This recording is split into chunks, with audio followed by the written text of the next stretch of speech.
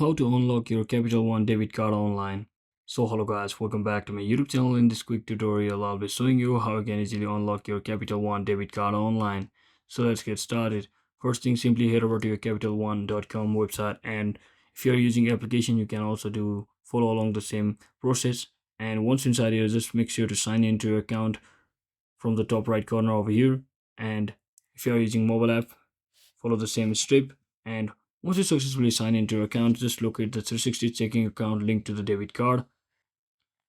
So just select the 360 checking option over here, and just look for the option that is manage card or debit card tracker or similar. And once you locate this such option, choose the option to unlock or activate your debit card. Since I haven't created account, so it's not showing for me, so make sure to choose your account and choose the option to unlock or activate your debit card. The process may involve confirming your identity with the security code or setting a new pin. So that's it for today guys. I hope this video was informational. If it was, don't forget to like and subscribe. See you on the next one.